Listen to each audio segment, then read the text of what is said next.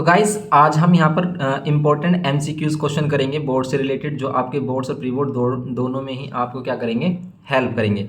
तो ये important question हैं, इंपॉर्टेंट एमसीक्यूज हैं जिसको आपको करना है। ये सभी पीवाईक्यूज हैं, इसी टाइप्स के जो हमारे एमसीक्यूज आते हैं वो बोर्ड्स में आते हैं हमारे, और वो ज़्यादा टफ और ज़्यादा सिंपल नहीं होते, वो आपके डिपेंड करते हैं आपके कॉन्सेप्ट पर। तो अगर आपने कॉन्सेप्ट अच्छे से किया है तो आप उन सभी क्वेश्चंस को अटैम्प्ट कर सकते हो, और ये काफ़ी सिंपल होते हैं। ओके, जैसे इसमें फर्स्ट क्वेश्चन है कि using remainder theorem find the value of k की वैल्यू फाइंड करनी है if on dividing this by this, मतलब आपको इस पोलिनोमियल को डिवाइड करना है x-2 से, तो आपको रिमाइंडर कितना मिलेगा 7। तो रिमाइंडर थ्योरम क्या कहती है कि जिस भी आप डिवाइजर से उसे डिवाइड कर रहे हो तो इसका सॉल्यूशन कुछ इस तरीके से होगा। बोर्ड में आपको सॉल्यूशन नहीं दिखाना, सिर्फ अगर आपको एमसीक्यूज आते हैं तो उसमें आपको बस ऑप्शन सेलेक्ट कर देना है। ओके, तो आप उसमें जो आपकी आंसर बुक होगी, आंसर बुक में सिर्फ आपको क्या लिखना है, क्वेश्चन नंबर 1 और उसका आंसर है ए, और ए को लिख देना 17, 13 ऐसे इस टाइप से। ओके, तो अगर हम क्या करते हैं, देखो रिमाइंडर थ्योरम के अकॉर्डिंग क्या होता है हमारा कि अगर आपने x-2 से डिवाइड करना तो इसको 0 के इक्वल लिखो, इससे वैल्यू निकालो x की, जो x की वैल्यू आएगी इसको इसमें पुट करेंगे। अगर हम x के प्लेस पर, इसमें x के प्लेस पर इसको पुट करेंगे तो क्या होगा, इसमें आंसर आएगा हमारा 7। अब देखो फैक्टर थ्योरम क्या कहती है कि अगर आप डिवाइजर की x की वैल्यू इस डिविडेंड में पुट करते हो तो रिमाइंडर आता है 0। तो यही फैक्टर थ्योरम है। लेकिन रिमाइंडर थ्योरम में कि रिमाइंडर कुछ भी आ सकता है हमारा, तो अगर वो वैल्यू डिवाइजर की वैल्यू आप क्या करते हो, डिविडेंड में पुट करते हो, तो ये आपका रिमाइंडर बचता है। ओके, और ऐसे आप रिमाइंडर भी फाइंड कर सकते हो किसी भी पोलिनोमियल का, अगर हम उसे किसी अदर पोलिनोमियल से डिवाइड कर रहे हैं। जैसे कि अगर यहाँ पर के की वैल्यू होती और आप इसे x-2 से डिवाइड करते तो इसका पोलिनोमियल हम बिना डिवाइड किए, डिवाइड ऐसे करते हैं हम इनको, ये भी हमने मेथड किया था, 8th में भी किया था, 9th में भी किया था। इस तरीके का जो मेथड है वो काफ़ी टफ लगता है बच्चों को, तो आपको इसको करना ही नहीं है, आपको सिंपल ये वैल्यू पुट कर देनी है। इसको 7 के इक्वल रखा क्योंकि इसने कहा था रिमाइंडर 7 आएगा। अब इसका क्यूब करेंगे, 2 का क्यूब 8 और 8 2 जा 16, 2 का क्यूब 8 होता है, 2 इंटू 2 इंटू 2 और 8 2 जा 16, माइनस यहाँ पर 2 से मल्टीप्लाई करेंगे 2 के और प्लस 5, तो यहाँ इक्वल्स टू 7। अब ये 16 और 5 प्लस करोगे आप 21 हो जाएगा, क्योंकि देखो फिर मैंने बेसिक कॉन्सेप्ट में बताया था कि सेम लाइक टर्म्स, मतलब लाइक टर्म्स ही आपस में प्लस या माइनस हो सकते हैं। देखो 16 और 5 ही प्लस होंगे, ये के वाला इसके साथ प्लस नहीं होगा क्योंकि के लाइक टर्म्स नहीं है। देखो इनमें सिर्फ ये कांस्टेंट वैल्यू, तो कांस्टेंट वैल्यू को आप एक साथ प्लस माइनस कर सकते हो, लेकिन इसके साथ वेरिएबल है के। अगर कोई दूसरी के वाली वैल्यू यहाँ कहीं होती तो हम उसके साथ इसे प्लस माइनस करते, वरना नहीं करेंगे, इसको ऐसे ही छोड़ देंगे। और यहाँ पर हो जाएगा 7। अब ये माइनस का 2 के और ये 21 इधर लेके आएंगे तो ये माइनस का 21, ये माइनस का 2 के और ये माइनस का 21 करेंगे माइनस का 14, और 2 से डिवाइड कर देंगे इसको। देखो माइनस से तो माइनस कैंसिल, 2 से डिवाइड कर देंगे, के की वैल्यू आ रही है 7। पर यहाँ पर तो के की वैल्यू कहीं पर भी हमें 7 मिल ही नहीं रही है, तो के की वैल्यू 7, इसका मीन्स देखें अगर हम इसमें देखो ये जो हमने क्वेश्चंस बनाए हैं, ये जो क्वेश्चंस बनाए हैं ये पीवाईक्यूज हैं, लेकिन पहले पीवाईक्यू मतलब पहले एमसीक्यूज नहीं आते, तो उसी के ऑप्शन हमने यहाँ पर आपको गिवन किए हैं। क्या रिमाइंडर हमारा 7 ही है, तो रिमाइंडर 7 है। तो अगर हम इसको दोबारा से रीचेक कर लेते हैं यहाँ पर, तो यहाँ पर रीचेक कर रहे हैं हम, 2 का क्यूब 8, 8 2 जा 16 और ये 5 और ये 7, ठीक है। 16 और 5 21 होता है, 21 इधर आकर माइनस का 21 हो जाएगा, 7 की वैल्यू 7 आ रही होगी, तो ऑप्शन में 7 होगा यहाँ पर ये, ठीक है। तो ये इसको आप 7 कर सकते हो, जैसे ये 17 दिया है आपको, तो इसको हम 7 कर लेंगे, तो इसका ये क्या होगा, हमारा आंसर होगा ये, ठीक है 7। तो के की वैल्यू आप 7 अगर आप यहाँ पर रखते हो, देखो के की वैल्यू अगर आप यहाँ पर 7 रखते हो तो क्या x की वैल्यू 2 रखने पर 7 आ जाएगा इसका रिमाइंडर।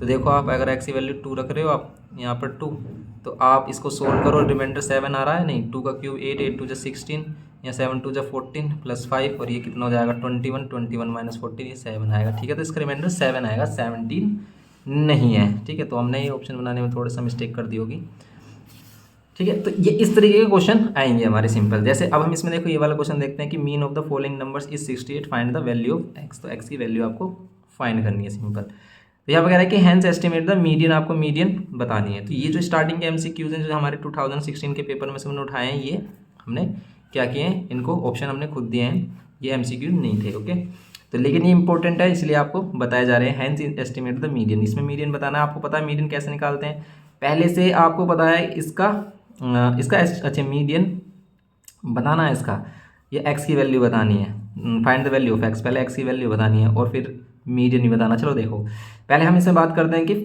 मीन हम कैसे फाइंड करते हैं। मीन कैसे फाइंड करते हैं? मीन का फॉर्मूला क्या है? Sum of all observation, sum of all observation ये करते हैं हम, और अपॉन में क्या करते हैं? Total number of observation. Total number of observation means counting में कितनी है? 1 2 3 4 5 6 7 8 9, तो 9 है काउंटिंग में। और ये मीन हमें पहले से गिवन किया 68, तो 68 रख देते हैं। 9 की इधर मल्टीप्लाई कर देते हैं, इन सभी को प्लस करो, कितना आएगा? तो देखो प्लस कैसे कर सकते हो आप जैसे भी प्लस करते हो, देखो कैसे आप जैसे भी आपको अच्छा लगे वैसे आप प्लस कर सकते हो, लेकिन आप इसको इस तरीके से भी कर सकते हो। जैसे इन सभी को 0 0 लेट कर लो, आप इनके आगे की वैल्यू 0 लेट कर लो, सिर्फ इसको करो 40 और 50, ठीक है। 40 और 50 कितना हो जाएगा? 90, 90 और 60 कितना हो जाएगा? 150, 150 और 60 हो जाएगा 210, 210 और 280, 280 और ये 300, 380, ये 380 हो जाएगा, 380 और ये 90, 380 और 90 हो जाएगा हमारा कितना? 380 आ रहा है, तो फिर ये 470 हो जाएगा, ठीक है। दोबारा से चेक कर लेते हैं। 4 5 9 मतलब 90, 90 और 60 150, 150 और 60 210, 280, 280 300, 380 और 380 और 20 करते 400, तो 470, तो ये आ रहा है हमारा, ठीक है।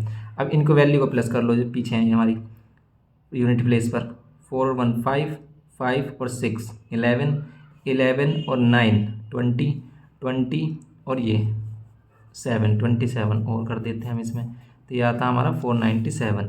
तो 497 ये, और ये x वाली वैल्यू अलग रखेंगे, 9 की इधर मल्टीप्लाई कर देंगे, ये 68।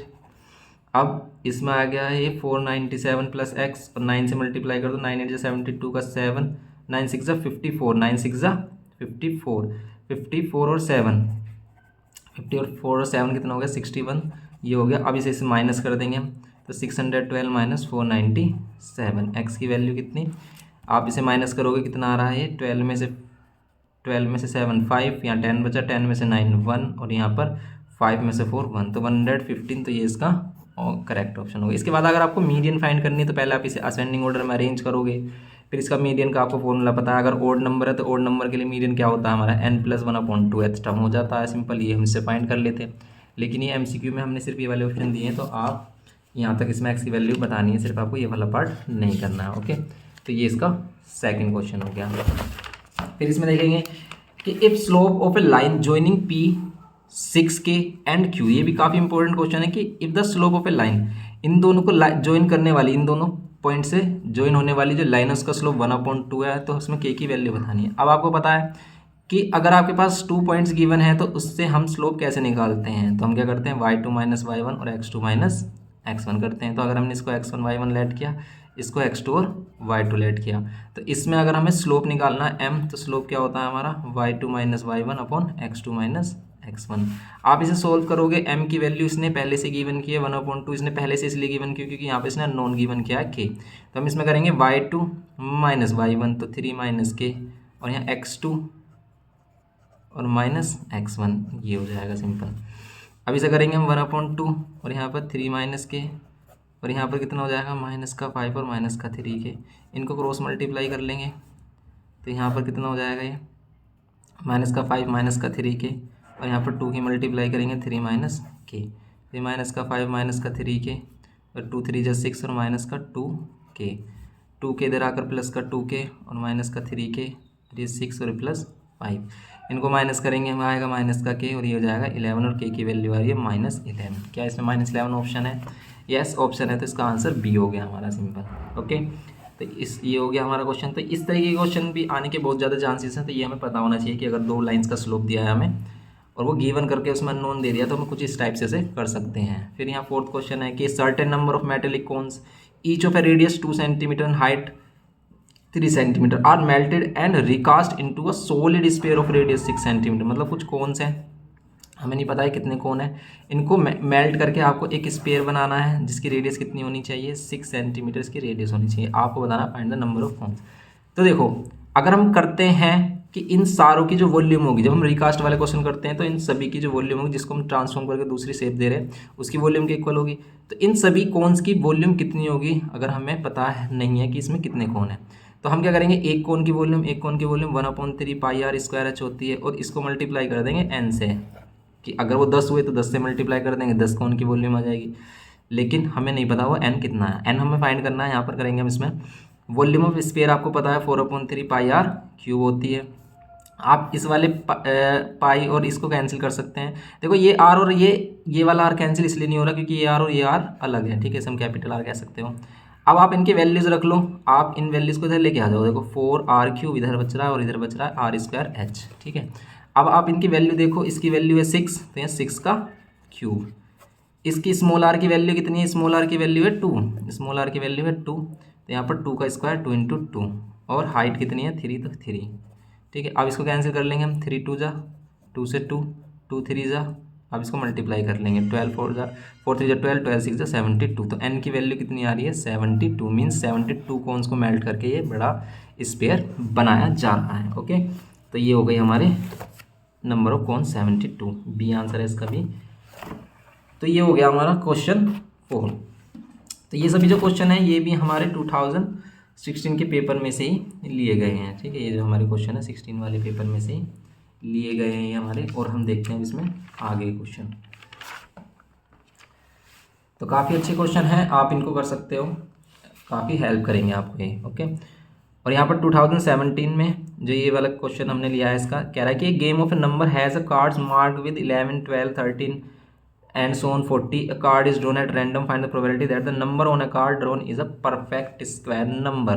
ठीक है, कि आपको इन में से उन नंबर्स की प्रोबेबिलिटी बतानी है जो परफेक्ट स्क्वायर नंबर है। परफेक्ट स्क्वायर नंबर किसे कहते हैं, जो किसी ना किसी नंबर के स्क्वायर होते हैं, या फिर कह सकते हैं कि उनका स्क्वायर रूट पॉसिबल होता है, ठीक है, जिनका स्क्वायर रूट पॉसिबल होता है, मीन्स जो रूट से बाहर आ जाता है। कहने का मतलब ये है कि जो रूट से बाहर आ जाए वो क्या है, परफेक्ट स्क्वायर नंबर है। अब जैसे ये है, ठीक है, अब इन सभी नंबर को तो लिखेंगे नहीं हम, एंड सोन 40 तक। परफेक्ट स्क्वायर नंबर क्या होगा, 11 होगा, नहीं, रूट से बाहर नहीं आ पाएगा, नहीं आएगा, तो क्या होगा 16 होगा। आप कैसे पता लगा सकते हो, आप पता लगा सकते हो जैसे 1 का स्क्वायर 1, 2 का स्क्वायर 4, तो 4 क्या है, परफेक्ट स्क्वायर नंबर है। 3 का स्क्वायर 9 क्या है, परफेक्ट स्क्वायर नंबर है। 4 का स्क्वायर 16 क्या है, परफेक्ट स्क्वायर नंबर है। 5 का स्क्वायर 25 क्या, परफेक्ट स्क्वायर नंबर है। 6 का स्क्वायर 36 क्या, परफेक्ट स्क्वायर नंबर है।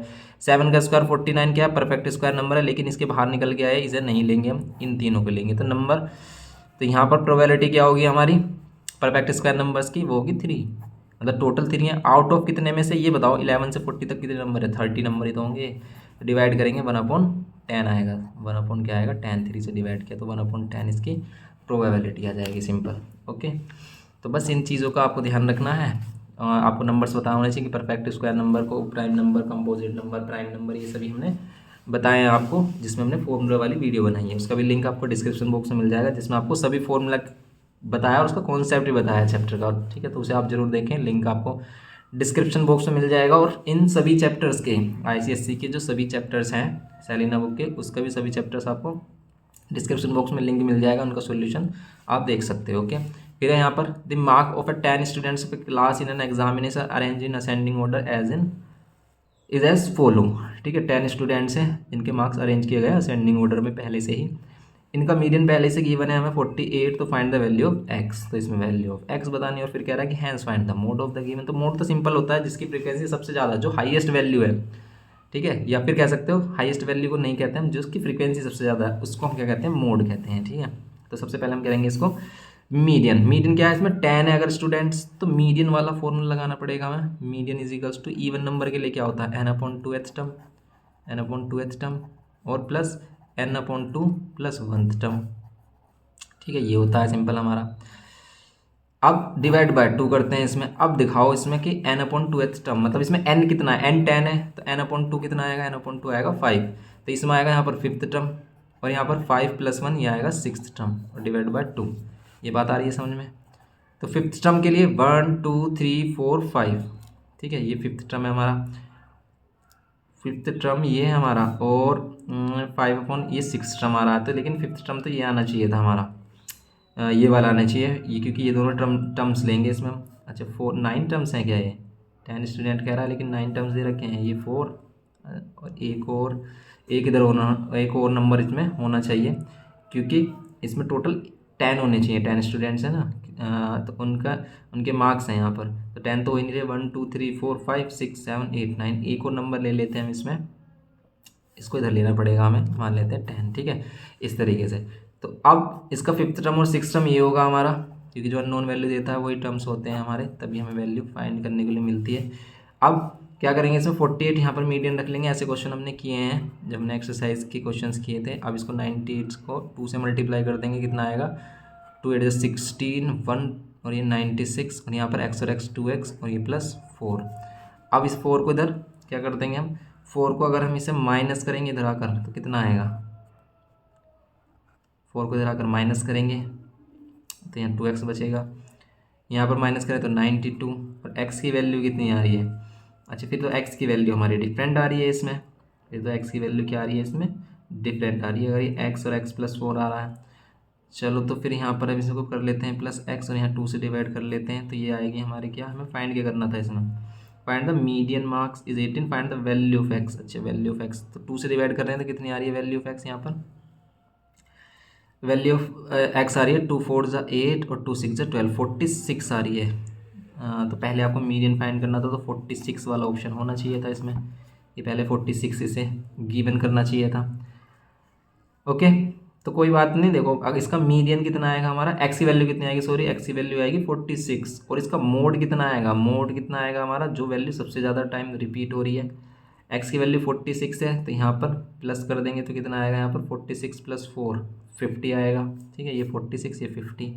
इसमें कौन सी वैल्यू सबसे ज़्यादा टाइम्स रिपीट हो रही है, अगर कोई सी भी वैल्यू रिपीट ही नहीं हो रही तो सबसे बड़ी वाली वैल्यू को फिर देखते हैं हम इसमें कि सबसे ज़्यादा टाइम्स कौन सी हो रही है। जैसे यहाँ पर कितना आ रहा है हमारा 46, और यहाँ प्लस कर रहे हैं इसमें हमारा 15, कोई भी वैल्यू रिपीट हो ही नहीं रही है, 10 13 35 46 43 46 50, इस तरह की वैल्यू आ रही है। चलिए इसे एक बार चेक कर लेते हैं कि क्वेश्चन है क्या इसमें। तो इसमें यहाँ पर 10 नहीं है, एक और यहाँ पर क्या है 46 है, कुछ इस तरीके से हमें गिवन किया है इसने। तो ये हो गया हमारा 46 और फिर ये 46, तो 46 दोबारा रिपीट हो रहा था, इसका मतलब मोड इसका कितना आएगा हमारा 46 है।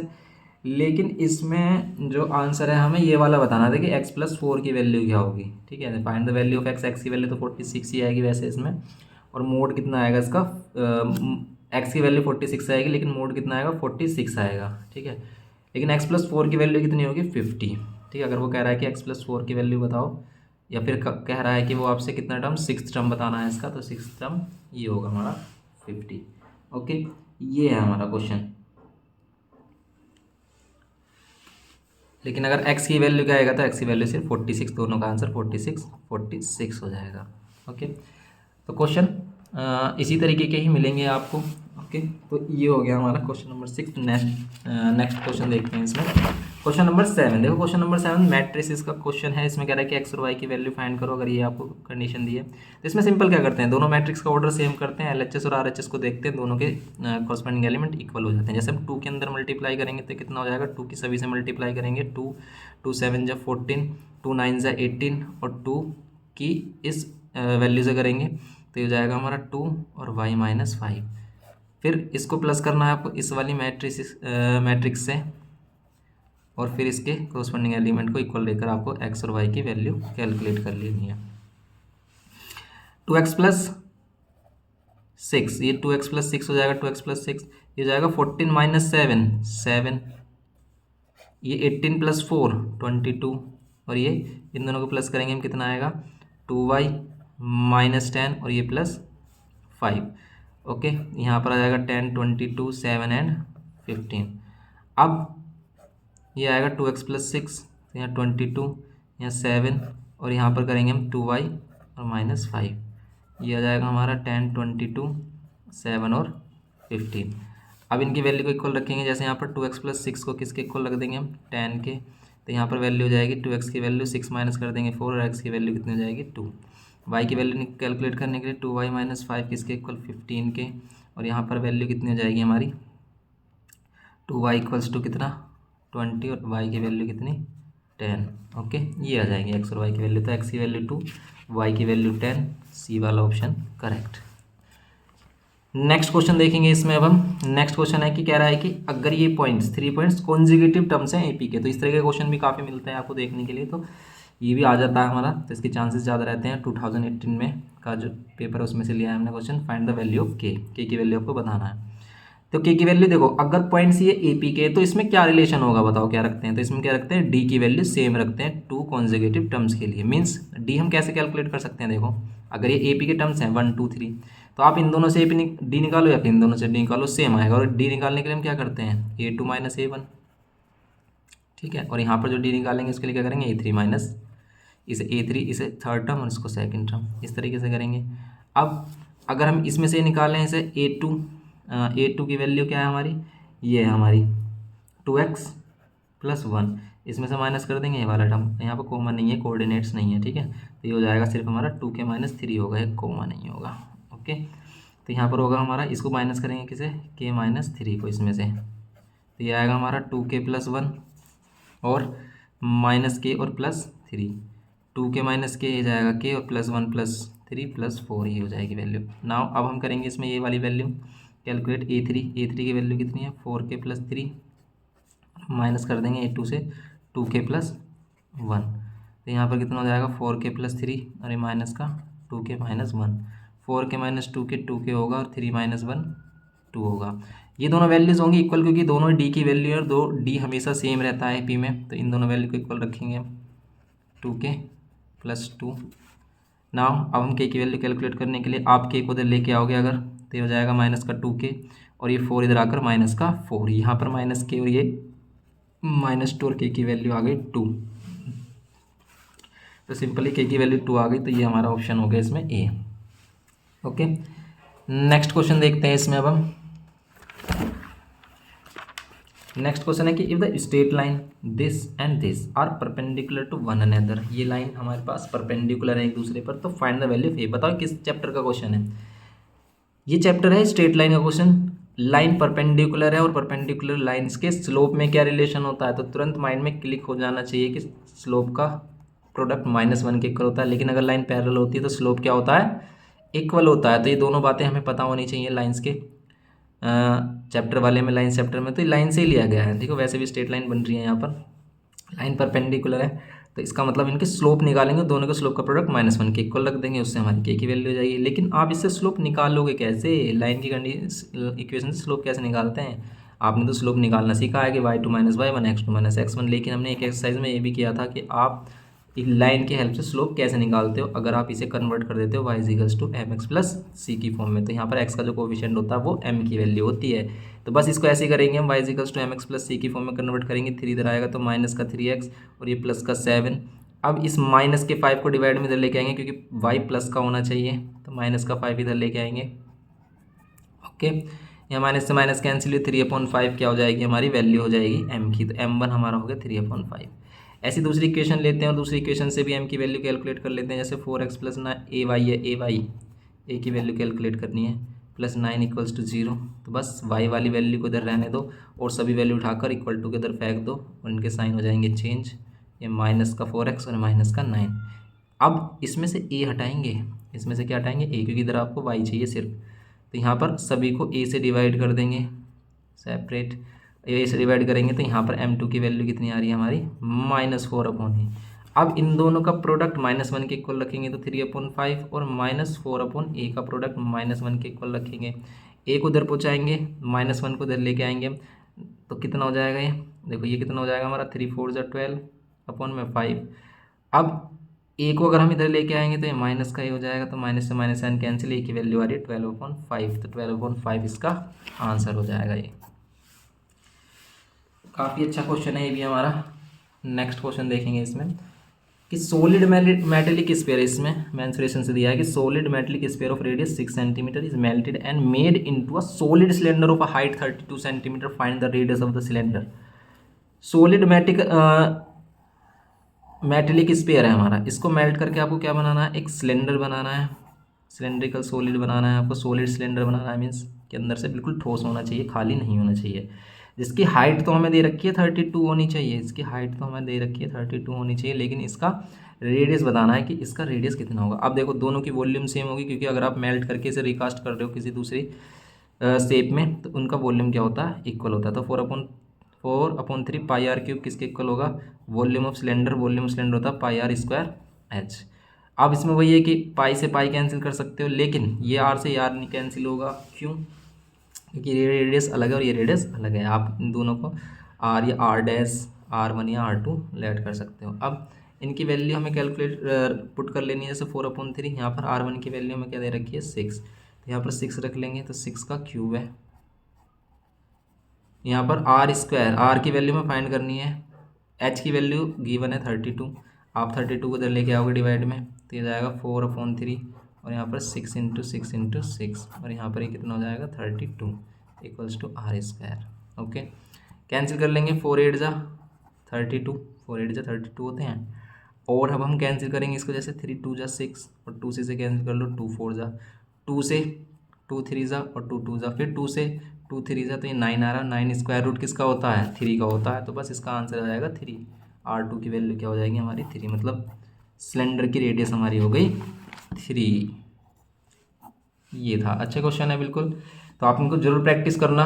ओके, इनके अनसोल्व्ड की PDF भी हमने लिंक उसको अपलोड कर देंगे डिस्क्रिप्शन बॉक्स में से, आप डाउनलोड कर सकते हैं उसे।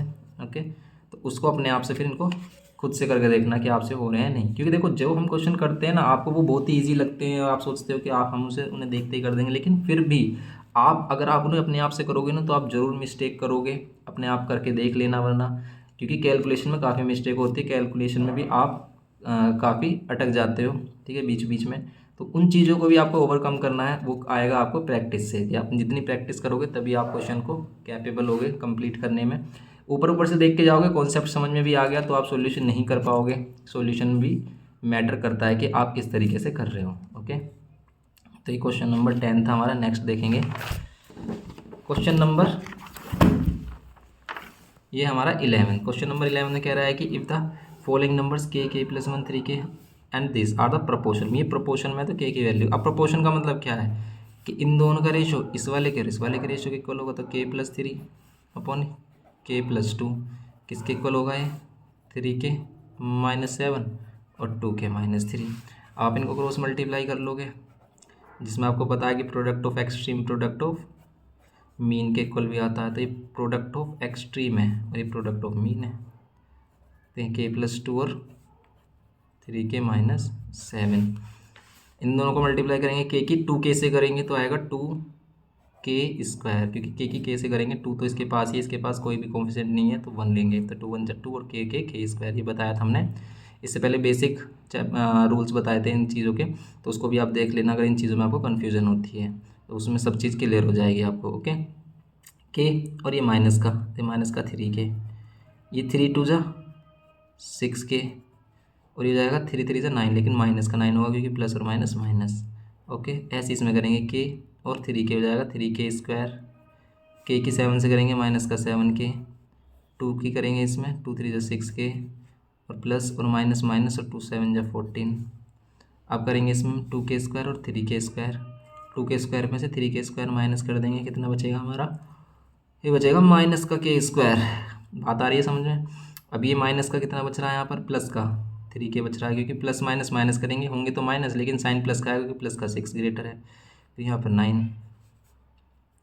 या फिर फर्स्ट स्टेप में आप इसको ऐसे ही रहने दो, ठीक है, इसको ऐसे लिखा, इन दोनों को सोल्व किया, इसको यहाँ पर ये ऐसे, यहाँ पर क्या किया हमने, माइनस का 1k आएगा क्योंकि 7 - 6 और माइनस का 7 ग्रेटर, इसलिए माइनस का साइन। अब इनको एक साथ लेके आ जाओ कि 2k² और ये माइनस का 3k², ये 3k और ये प्लस का k, क्योंकि माइनस की वैल्यू इधर आकर प्लस, माइनस का 9 इधर आकर ये प्लस का 14, 2k ये माइनस का k², ये 3k ये 4k, ये माइनस प्लस माइनस और ये प्लस का 5 = 0, माइनस साइन कॉमन लेंगे तो k² माइनस का 4k माइनस का 5 = 0। 5 के फैक्टर माइनस करने पर 4 आए, 5 के फैक्टर होते हैं 5 1 जा 5 और ये k और ये -5 = 0। यहाँ पर k² माइनस का 5k और माइनस माइनस प्लस 1k, ये माइनस का 5 = 0। आप इसमें से k कॉमन लेंगे तो k -5 और यहाँ पर 1 कॉमन लेंगे तो k -5 = 0। अब ये यहाँ पर ये k -5, यहाँ पर k+1 = 0, तो यहाँ से k की वैल्यू कितनी आ जाएगी 5 और यहाँ से के की वैल्यू आ जाएगी -1। तो 5 और -1 इसकी वैल्यूज़ आ रही हैं हमारी 5 और -1। ओके, तो के की वैल्यू आ गई हमारी ये 5 और -1। नेक्स्ट क्वेश्चन देखेंगे इसमें कह रहा है कि if A C and B D आपस में इक्वल है, एंगल ए ओ सी 72 दिया है, then find the B A D. तो बी ए डी की वैल्यू बताओ, कैसे बताएंगे देखो। बी ए डी की वैल्यू फाइंड करने के लिए इसमें ओम सेंटर भी दिया है, तो ये ए बी इसमें क्या है, डायमीटर है, ए बी डायमीटर है। एंगल हमें कौन सा फाइंड करना है, बी ए डी, ये वाला एंगल फाइंड करना है बी ए डी। कैसे फाइंड करें कि या तो हमें ये दोनों एंगल मिल जाएं या फिर एंगल इन सेम सेगमेंट का कुछ रिलेशन नहीं बन रहा। तो इसमें एक चीज़ मिल रही है कि सेंटर पे बनने वाला एंगल अदर पार्ट में बनने वाले एंगल का डबल होता है। तो अगर ये 72 है तो ये 36 हो जाएगा। ठीक है, हो जाएगा। और एक और इन्फॉर्मेशन है इसमें कि ये वाली साइड इसके इक्वल है, तो इसका मतलब क्या है कि जो सेम कोड्स होते हैं या फिर सेम सेगमेंट होते हैं वो सेम एंगल सबटेंड करते हैं। या फिर आप ऐसे भी नहीं देख सकते कि सेम एंगल होते हैं वो सेंटर पे इक्वल एंगल सबटेंड करेंगे। सेंटर पे इक्वल एंगल सबटेंड करेंगे मीन्स अगर मैं इसके यहाँ ज्वाइन कर देता हूँ तो देखो कि जितना ये एंगल सबटेंड कर रहा है इतना ये कर रहा है, क्योंकि इनका एंगल साइड क्या है, सेम है, ए सी और बी डी सेम है। तो ए सी और बी डी सेम है तो सेंटर पे इक्वल एंगल सबटेंड करेंगे मीन्स ये भी 72 हो जाएगा और ये भी 72 हो जाएगा, ये भी 72 हो जाएगा। तो ये वाला भी कितना हो जाएगा, 36, क्योंकि इसका हाफ होगा, ये सेंटर पे बनने वाला एंगल है इसका हाफ ही होगा, तो 36 का आंसर होगा, सिंपल। ओके, तो ये भी इस तरह के क्वेश्चन आते हैं हमारे सर्कल वगैरह में टेंजेंट से रिलेटेड, जिनके में हम सॉल्यूशन करते हैं और एंगल फाइंड करते हैं। इनके कंप्लीट चैप्टर्स हमने ऑलरेडी अपलोड कर दिए हैं चैनल पर, आपको लिंक मिल जाएगा, उनको आप देख सकते हैं। यहाँ पर है हमारा फिर 13 में कि if x + 2 is a factor of the polynomial then the value of k। तो k की वैल्यू बताओ। ठीक है, इस बारे में बात कर चुके हैं कि भाई हमें चैप्टर क्या क्या पढ़ना चाहिए पेपर के लिए। तो पेपर के लिए आपके इम्पोर्टेंट सबसे पहले बुक होती है, बुक के क्वेश्चंस और आपको कॉन्सेप्ट सीखना है, उसके बाद ही आपको कुछ अदर मटेरियल देखना है। ठीक है, आप बुक के क्वेश्चन अगर आपको अच्छे से आते हैं तो आप उसमें क्या है, कैपेबल हो आप पेपर देने के लिए, क्योंकि बुक जैसे बुक में क्वेश्चन होते हैं वही कॉन्सेप्ट के साथ आपको क्वेश्चन मिलते हैं, ज़्यादा टफ क्वेश्चन नहीं आते हैं। अगर आपने बेसिक क्वेश्चन किए हैं तो आप क्वेश्चन पेपर अच्छे से अटैम्प्ट कर सकते हो, 80+, 90+ ला सकते हो आराम से। x + 2 is a factor of the polynomial x³ - kx² this then the value of k की वैल्यू बताओ। x + 2 इसका फैक्टर है, इसका मीन्स अगर हम इसमें से वैल्यू निकालें x + 2 में से क्या आएगी वैल्यू, -2 आएगी, और इसको इसमें पुट करते हैं तो इसका आंसर 0 आएगा। यही तो फैक्टर थ्योरम कहती है। फैक्टर का मतलब ये है कि इसे कंप्लीट डिवाइड करे, और कंप्लीट डिवाइड कर रही है अगर कोई वैल्यू किसी को, जैसे मान लेते हैं मैं कहता हूँ कि क्या 4 फैक्टर है इसका, यस फैक्टर है, इसे कंप्लीट डिवाइड कर रहा है 3 टाइम्स में। ठीक है, कि अगर मैं 4 से 12 को डिवाइड करूँगा इसे 3 टाइम्स से कंप्लीट डिवाइड करेगा, 0 रिमाइंडर आएगा। तो रिमाइंडर 0 आएगा इस केस में, तो रिमाइंडर 0 आएगा कब, जब ये फैक्टर होगा। तो इसने कहा है कि x + 2 फैक्टर है, तो बस आप जहाँ जहाँ x है वहाँ पर x की वैल्यू रखो और रिमाइंडर को रख दो किसके इक्वल, 0 के। आपको जो बचा हुआ अननोन है वो मिल जाएगा। जैसे यहाँ पर आ रहा है -8 आएगा, ये माइनस का स्क्वायर प्लस का 4 आएगा। देखो ये हमने बताया था कि -2 इसकी पावर क्या होगी, ओड होगी, तो माइनस की वैल्यू बाहर आएगी, और माइनस वैल्यू का स्क्वायर करोगे मतलब इवन पावर होगी तो वैल्यू प्लस की आएगी। क्यों, क्योंकि -2 × -2 क्या होगा, माइनस प्लस, और 2 × 2 = 4। लेकिन अगर इसमें एक -2 की और मल्टीप्लाई कर दें तो ये -8 आएगा, क्योंकि प्लस माइनस माइनस, और 4 × 2 = 8। फिर यहाँ पर माइनस प्लस 10 और यहाँ +6 = 0। अब -8 और ये 16, तो ये कितना हो जाएगा, -8 -4 और ये 16 = 0। 16 और ये 8 हो जाएगा ये, क्योंकि माइनस प्लस माइनस और ये 4 = 0। अब 4 किधर उठा के लेके आओगे आप, तो ये 4 और यहाँ पर k की वैल्यू कितनी हो जाएगी, 2 आ रही है k की वैल्यू 2 आ रही है, बस कर देंगे। आ गया हमारा ऑप्शन बी आंसर इसमें। नेक्स्ट करेंगे तो ये हमारे फर्स्ट टर्म का जो पेपर हुआ था 2021 प्रीवियस ईयर का वही है। ठीक है, उसका ही क्वेश्चन है। अब जैसे ये क्वेश्चन है इसमें दिस सॉल्यूशन सेट, इसका जो कंप्लीट सॉल्यूशन भी हम आपको कराएंगे, इसके सारे MCQ क्वेश्चन, क्योंकि आपको पता है फर्स्ट सेम में आपको क्या मिला था, MCQ वाला क्वेश्चन पेपर मिला था, उसमें सभी MCQ क्वेश्चन थे। तो इसका भी सॉल्यूशन हम जल्द अपलोड करेंगे। तो अभी हम इसके ही क्वेश्चन है स्टार्टिंग के, इनको देख रहे हैं। The solution set of the inequation this x belongs to r। अब ये सॉल्यूशन सेट है इन इक्वेशन का, आपको बताना है इसका सॉल्यूशन सेट क्या होगा। The solution set of the in equation, इस इन इक्वेशन का सॉल्यूशन सेट क्या होगा ये बताओ, अगर x r को बिलोंग करता है। तो सिंपल है, देखो माइनस की वैल्यू इधर जाएगी हमारी, प्लस की हो जाएगी, प्लस का 3 माइनस का 5, एक्स की value greater than equals to -2। Sign inequality change नहीं होगी। इसकी कंडीशन हमने बताई थी कि इनइक्वालिटी कब चेंज होती है, जब हम मल्टीप्लाई से डिवाइड या डिवाइड से मल्टीप्लाई में ले जाते हैं कोई भी माइनस वाली वैल्यू। ऐसी कंडीशन किस में फुलफिल हो रही है कि x is greater than equals to -2, x is greater than equals to -2 और x belongs to real number, इसी में फुलफिल हो रहा है। तो बस यही इसका ऑप्शन है, बस यही बताना है इसमें। रियल नंबर को हम इसमें इस तरीके से जो रोस्टर फॉर्म होती है उसमें नहीं रिप्रेजेंट कर पाते हैं, क्योंकि रियल नंबर में इनफाइनाइट नंबर आते हैं, क्योंकि -2 और -1 और 0 के बीच में भी इनफाइनाइट नंबर्स होंगे जो सभी रियल नंबर होंगे। ओके, ये क्वेश्चन है हमारा 14। नेक्स्ट क्वेश्चन है, इसमें हमने 15 क्वेश्चन लिए हैं, 15 MCQs लिए हैं जो आपको कराए गए हैं आज। ओके, काफ़ी इंपॉर्टेंट ही लिए गए हैं। The product A B of two matrices A and B is possible if, A और बी का मल्टीप्लिकेशन कब पॉसिबल होता है, ये किया था हमने कि अगर कोई दो मैट्रिक्स हैं इनका मल्टीप्लिकेशन कब पॉसिबल है, अगर जैसे इसकी रो और कॉलम है और इसकी रो और कॉलम एम और एन है, तो देखो अगर अंदर वाली इक्वल हो वैल्यू तो इसका मल्टीप्लिकेशन इक्वल, मतलब फर्स्ट वाले की कॉलम और सेकंड वाले की रो अगर इक्वल है तभी मल्टीप्लिकेशन पॉसिबल हो पाता है, वरना नहीं होता। तो इसमें कौन सा ऑप्शन है कि A B have the same number of rows, ऐसा कुछ जरूरी नहीं है।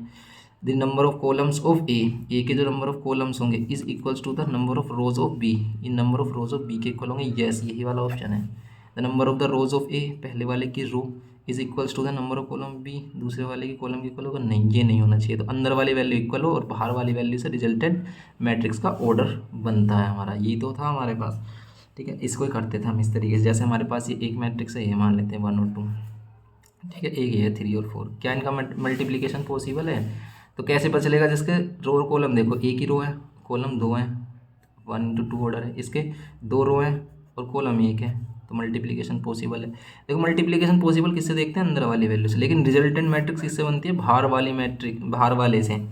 ठीक है, तो बाहर के मतलब 1 into 1 आ रहा है तो एक ही एलिमेंट आएगा, रिजल्टेंट मैट्रिक्स में एक ही एलिमेंट आएगा, और वो कैसा आएगा? फर्स्ट वाले की रो को सेकंड वाले के कॉलम से मल्टीप्लाई, 1 into 3 3 प्लस 2 into 4 8, इस तरीके से एक ही एलिमेंट आएगा और मैट्रिक्स होगी 1 into 1 ऑर्डर की, 3 और 8 प्लस करेंगे तो 11 आएगा। ओके, ये है हमारा सिंपल। तो ये क्वेश्चन थे आपके लिए, बस आपको अपनी प्रिपरेशन रखनी है। अब बच्चे कुछ मन में डाउट है कि भाई कोविड के केसेस बढ़ रहे हैं तो हमारे एग्ज़ाम कैंसिल हो सकते हैं, तो आप उस बात की टेंशन लो ही मत बिल्कुल भी। आप अपने बस जो आपकी प्रिपरेशन है उस पर फोकस रखो, पेपर होते हैं नहीं भी होते हैं उससे हमें क्या लेना, क्योंकि हमें अपनी सिर्फ प्रिपरेशन करनी है। क्योंकि बाई चांस अगर पेपर हुए तो फिर आप क्या करोगे? तब आप मुसीबत में पड़ जाओगे और फिर आपकी प्रिपरेशन हो भी नहीं पाएगी। तो इसलिए उस बात को तो दिमाग से निकाल दो कि ऐसा होगा, ठीक है, वो पॉसिबिलिटी निकालनी है आपको, बस आपको अपने प्रिपरेशन पर कंसंट्रेट करना है।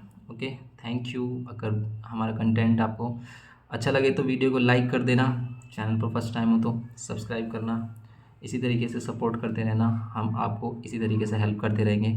Thank you.